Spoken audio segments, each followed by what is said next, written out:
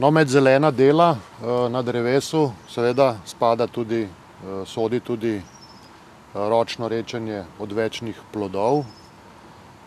Verjamem, da marsikomu to ni všeč, vsak se boji, da bo potem na drevesu premalo pridelka, ampak resnično se to splača narediti.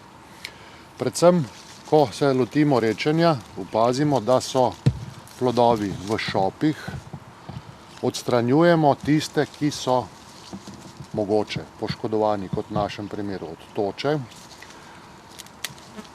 drobne in pa predvsem cilj naš je, da nekje ostane samo en plod, da visi samo en plod. Zakaj?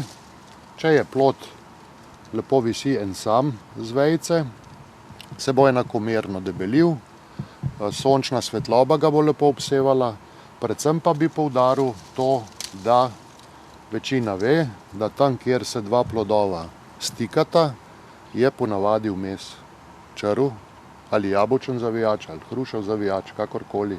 Če pa plod visi en sam, je celo do 30% manjša verjetnost, da bo ta plod črvil. Kako rečimo, priporočilo moje je zopet suho vreme. Plod lahko uporabimo škarjice, karkoli, ampak če se nekje izurimo, enostavno plod primemo in ga takole odtrgamo. Pustimo pecelj, pecelj bo pa pozneje se posušil v nekaj tednih in bo sam odpadel. Še ta primer, vidimo 3 zelo lepe hruške, ampak žrtve so. Kaj naredimo? Najbolj poškodovan plod zaradi toče odstranimo.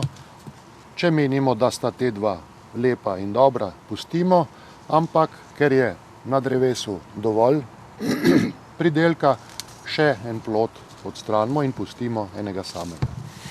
Še tu, če pogledamo, odstranimo poškodovanega od toče, te dva pa pustimo takole, da skupaj visita. Še ta primer, šop ponavadi na koncu, odstranimo, odstranimo in takole pustimo, da nam ti plodovi se lepo debelijo in obarvajo, predvsem pri jabolkih je to, in bojo zaradi tega boljšega okusa. S tem rečenjem ne vplivamo več na rodnost drugo leto. To bi morali opraviti že v debelini, ko je plodič debel za noht. Zdaj je to prepozno, temu se reče ročno rečenje na kakovost, zato da izboljšamo kakovost pridelkov.